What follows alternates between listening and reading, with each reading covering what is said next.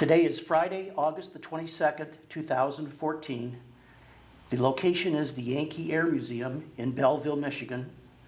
The time is 1 p.m. and the person being interviewed today is Robert Sloan. The interview will be conducted by Dan Mehal. Bob, to start with, can you tell us what your birth date was? March 24th, 1927. And where were you born? Oakdale, Tennessee. Is that what city is that near? The nearest? It's 54 miles due west of Knoxville. Okay. And what were your parents' names? Bonnie and Jim. And what was your father's occupation? He was a maintenance man on the Southern Railroad. Is that what he did his whole? Yes. Okay. And did you grow up then in that? Yes.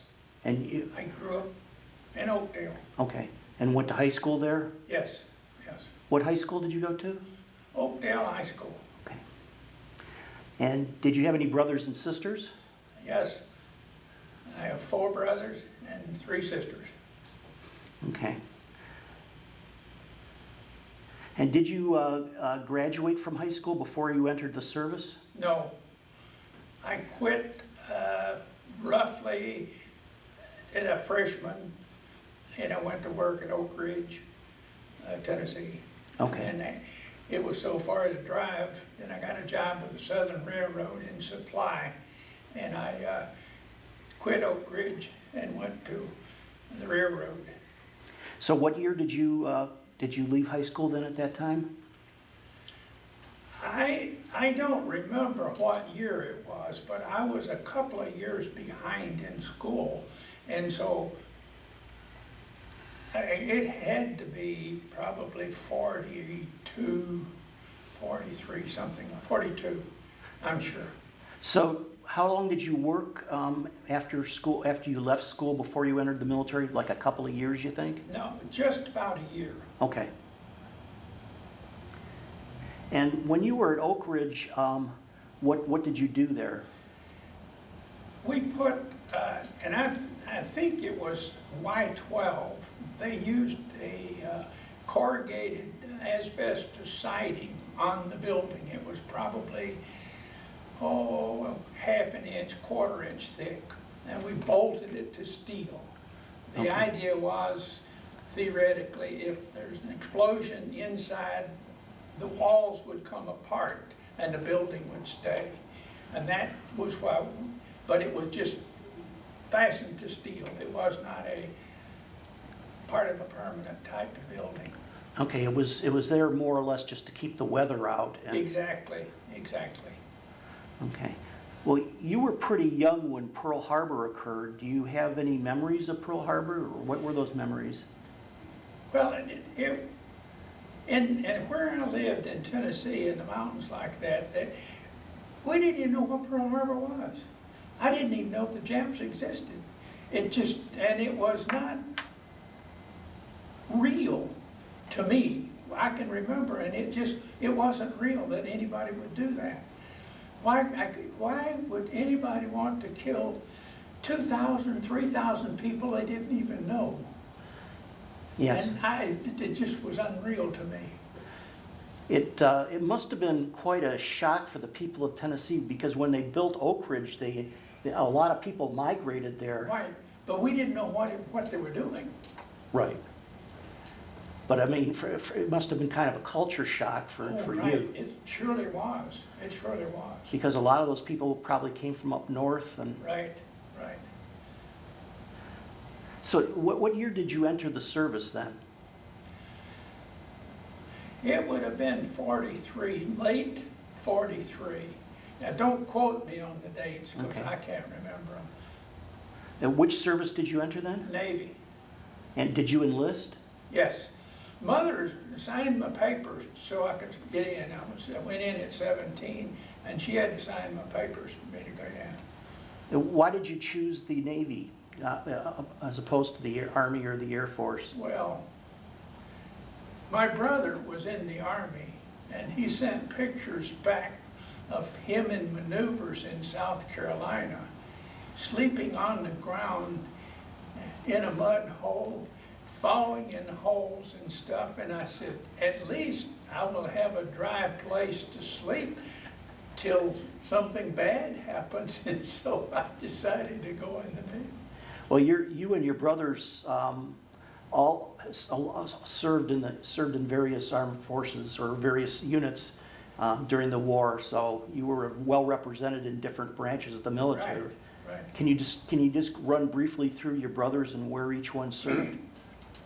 Well, my oldest brother, Richard, he was at Pearl Harbor December the 7th, and he was on a destroyer tender or something like that, but he was ashore when the Japs attacked. And then he got back to the ship, and then they started working from there. He, December the 14th, he was assigned to the USS Saratoga, and he was in Guadalcanal and several places. Saratoga was torpedoed twice, and he flew Hellcats off the Saratoga. Okay. My brother Bud, he served 2.5 years in China, Burma, CBI. I mean, 2.5 years he was over there. That's a long time. It is a long time. And he came back and went to work at Oakridge as I did. But he later on went to North Carolina and became an electrician. And then Brother Bill, he served on the Nevada after it was resurrected from the bombing and all. And he served on that until the end of the war. But he stayed in the military and then retired. And then my brother Jim, he was in during the Korean conflict, but he didn't go to Korea. They sent him to Italy. Okay. And then he quit the military and went into generating electricity for TVA. Okay. And then my nephew, Butch, was Bud's son. He became a pilot, and he flew Caribous in Vietnam, and then he flew B-52s for 12 years or something like that, and he was in a F-4 squadron for a while, but he retired as a colonel, Okay. lieutenant colonel, I believe it was, and he went to work for American Airlines, and he retired from that. And my daughter, Cindy, she's retired Army nurse. Well, actually, she was Army Reserve, and she retired. It was she was permanent in the Army Reserve, but she retired after 20 years from that. And your sister was involved in the war effort as well, correct? Yes, she had the most interesting of all. She was a Calutron girl. You know, and we have up here now, we talk of Rosie the Riveter, and we got tens of thousands of them. Well, there were perhaps 100 of those girls working on the atomic bomb. They did a marvelous job. Her job was keeping a table at a certain temperature. Why, I don't know, but it was critical.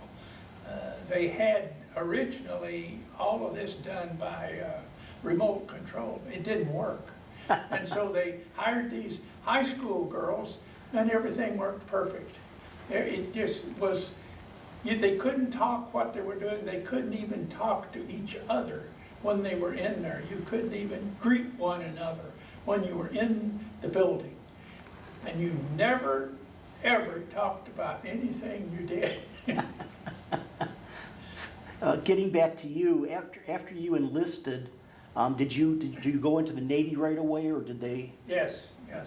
I enlisted, and a couple of days later I was gone. And so you went to where did you go to basic training? Great Lakes.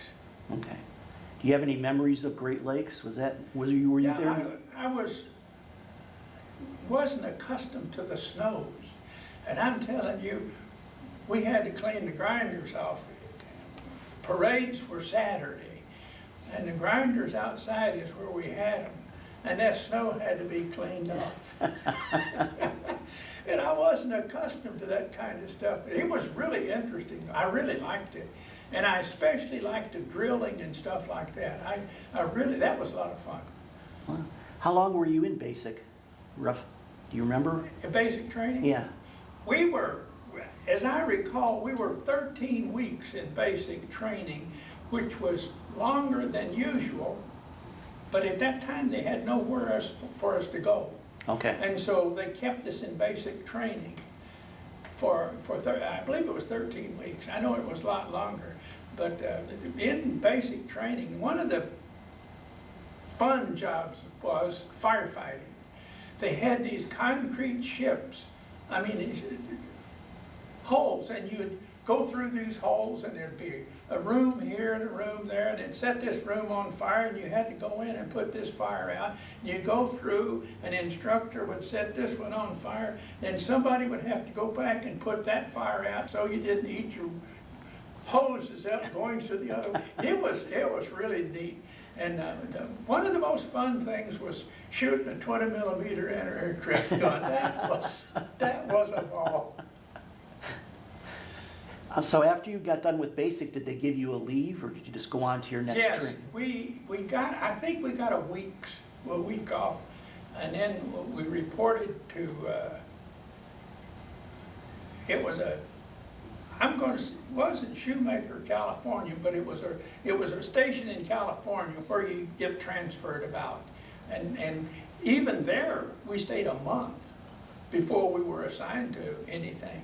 Now that was before Iwo Jima, way before Guadalcanal, way before we started losing so many men. And then we stayed there for about a month. And then I was assigned to the Naval Air Station in Oakland, California. Naval Air Transport Service, I believe it was VR-4. And that was, when I first saw that C-54, I couldn't believe it. It was so big. I felt it was bigger than a boxcar. My hometown was a railroad town. And you see these boxcars come through, and then I went in that airplane, and I said, it's bigger than a boxcar. So was that at Moffett Field then that you were in Oakland? Is that the? Pardon? Moffett Field, is that? No, Moffett Field, well, I was, at Moffett Field there was a ZP squadron, ZP-32, and I was transferred down there. Why ZP-32, I don't know. But I was transferred to Moffett Field, and then from there, I didn't like sweeping and mopping the barracks all day where the officers were, so I volunteered for flight training, and I'm not a pilot, I was an air crewman, right. Flight orderly on a C-54, and I got it, and then from there I went to Honolulu, Hawaii. So when after you completed your training in California, did they crew you up with people, or did you just go to Hawaii? We just went to Hawaii. Okay. We did not have the system that the bombers do. We would be assigned to an airplane for one trip.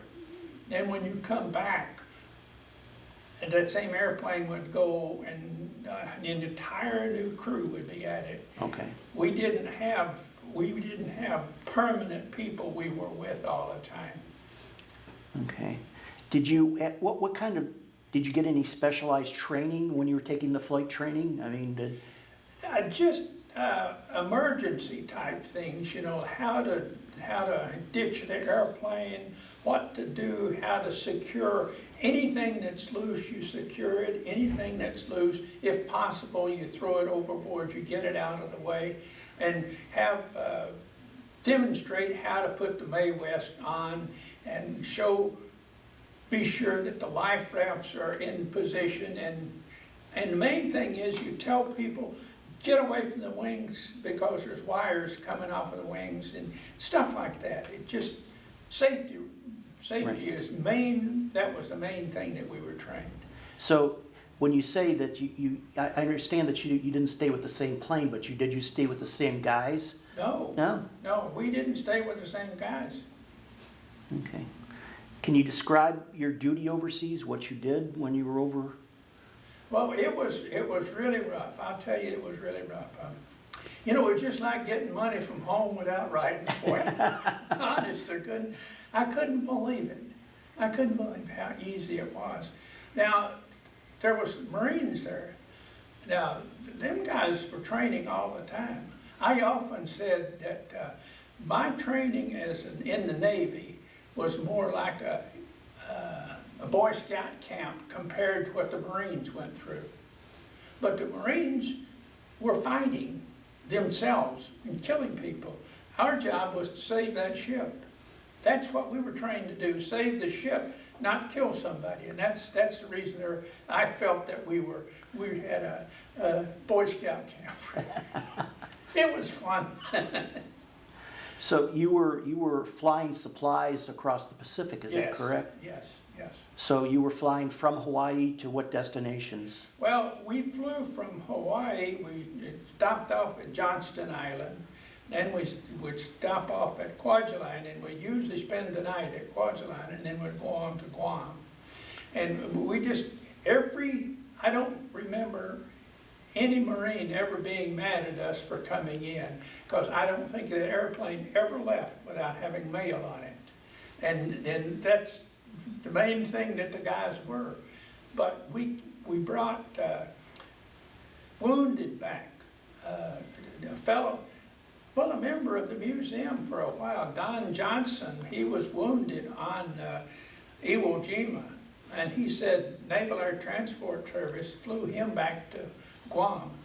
Now, those fellows had twin-engine airplanes. We were four-engine, and we didn't go.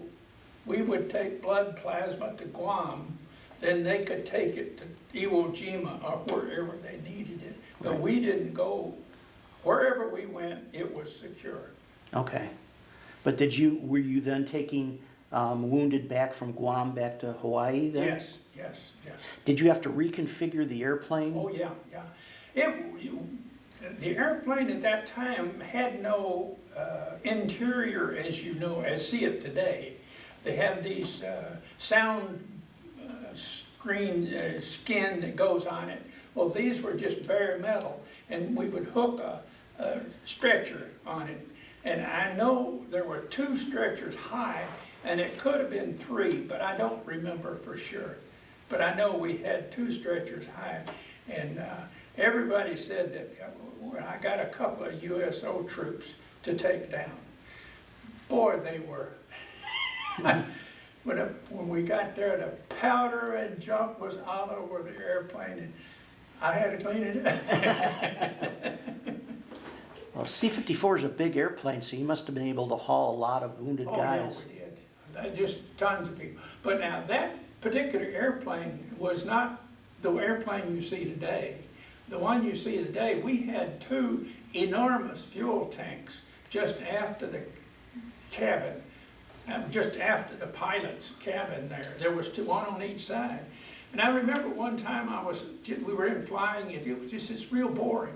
And I was laying on that doggone gas tank looking outside, and an engine caught fire.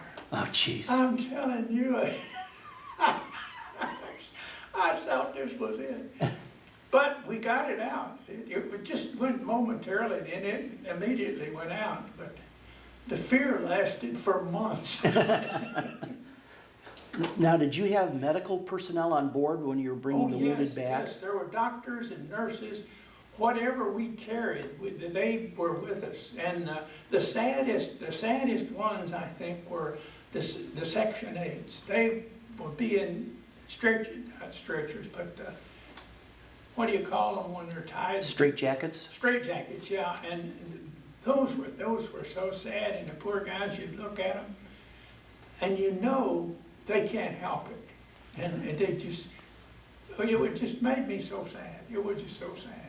Now, a wounded guy, with his arm off, that was sad too, but this mental thing was really bad for me.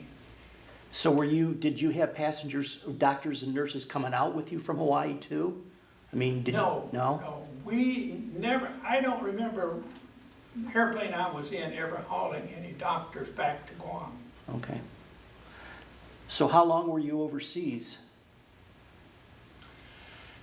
Perhaps a year. I don't remember, but it had to be a year, or a little better than a year. I had a bit less than 1,000 hours flying. So that would have been what, early 45 you came back? I was discharged in 45, yeah. But I mean, when you came back from overseas, were you stationed in the States for a while you were still in the Navy after you came back? No, I was stationed in Honolulu.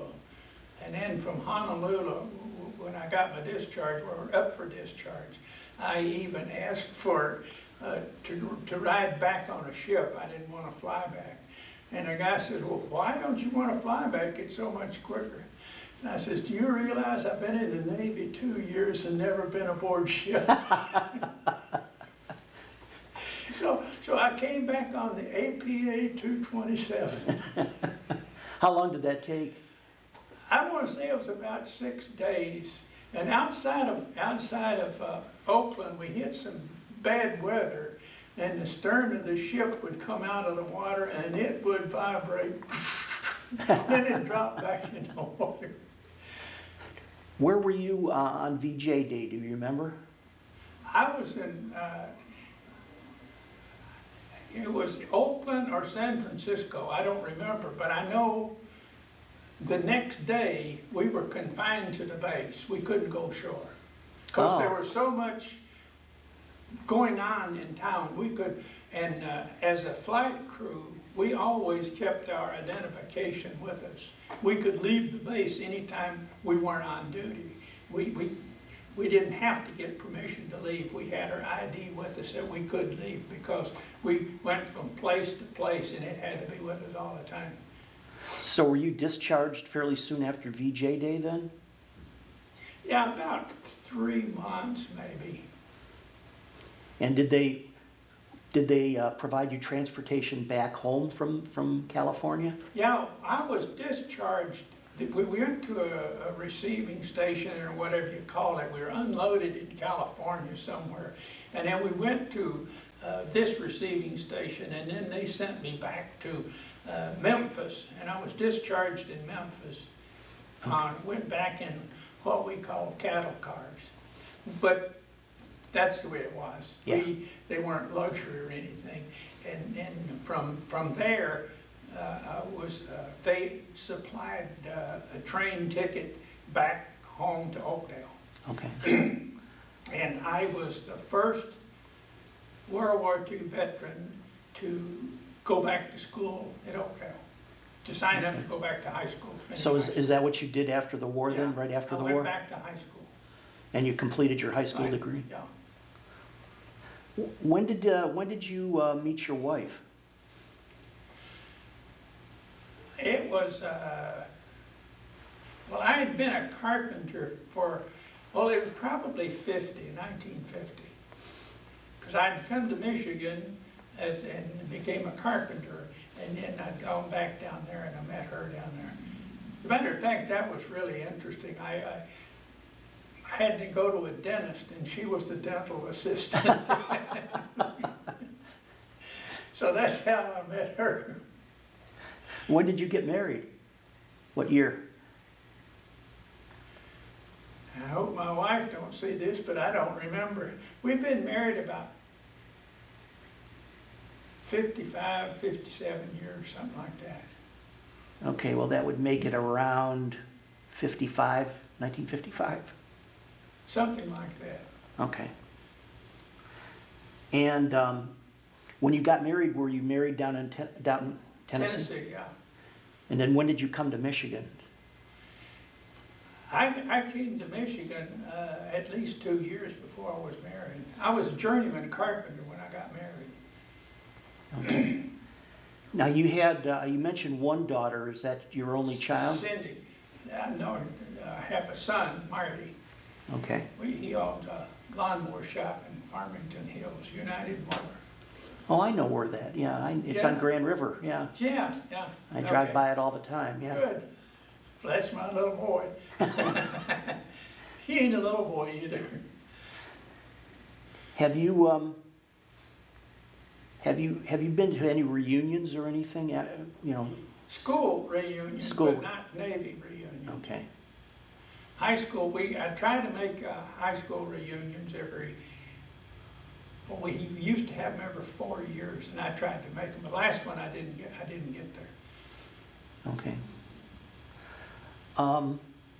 What would you say to future generations about your experiences in the war? I think we had an altogether different outlook on the country at that particular time. We just, the country was first. We were just, had to protect our country, and that is absolutely first. And I think we need to get back to that and get off of this situation we have now where I need it and I get it and it's for me and all of that stuff. But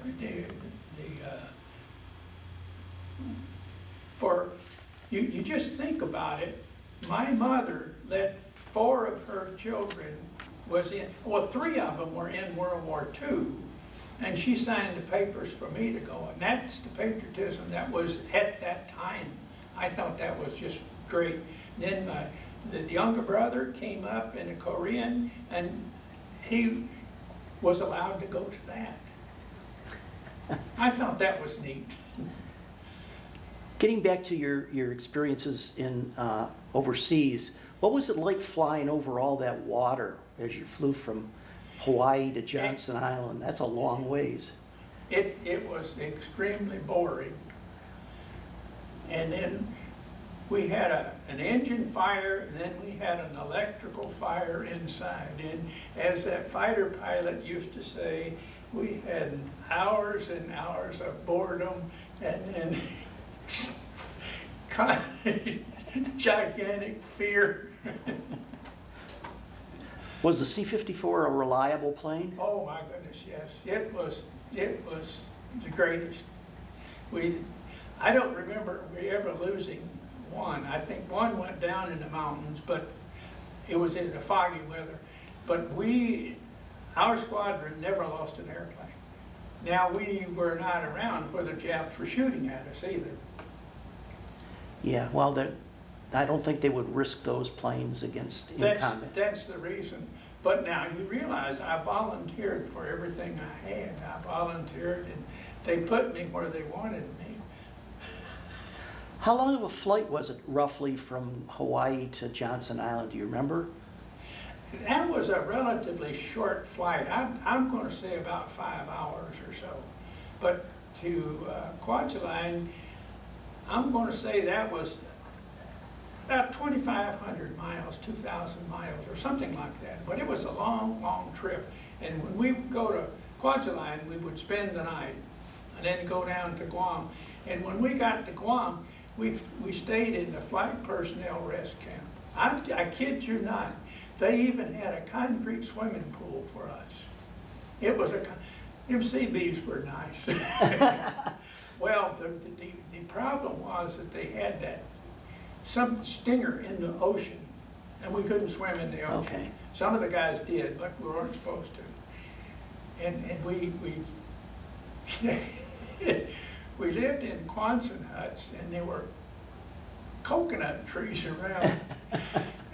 One of those coconuts would drop down on the top of that Quonset On that metal rope. and everybody would be on the floor. So that flight from Johnson Island to Kwajalein was probably, what, about 12 hours? I'm going to say about 10 hours or something. Okay, so that was like 15 hours total from Hawaii. Right. That's a lot of flying. But we refueled in Johnston. Okay. That's still a long ways. It is. There were long, long flights.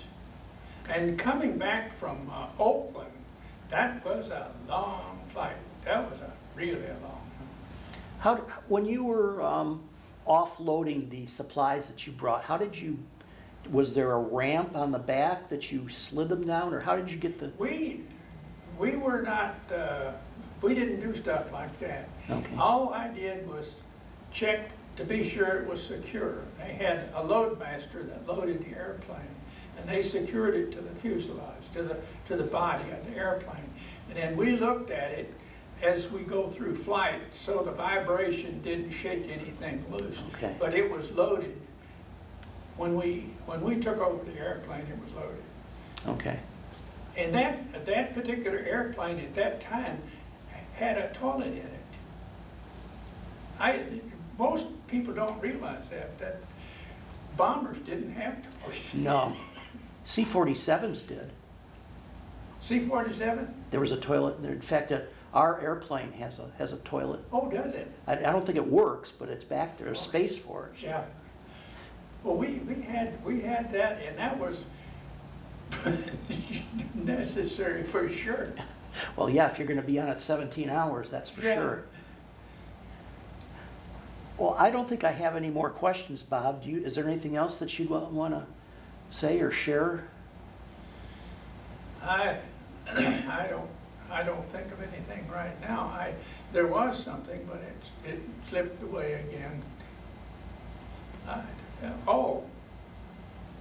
About did we talk about my sister? Yes, we did. Oh, okay. The Calutron girl. Okay. Yes, Yeah. we did. I was another thing I like to say that I worked for the Oakridge Manhattan Project, and a couple of 3 years ago they sent me some literature and wanted me to take an examination, and I thought they were still concerned about people that worked at Oakridge, and that was, golly, 55 years ago or something like that, and they were still concerned, they were still doing research on it. And I think we got a real good country to live in. We got some faults, but all in all, we got a good place. Well, thank you, Bob. I appreciate your time. Well, you're welcome. I've enjoyed this.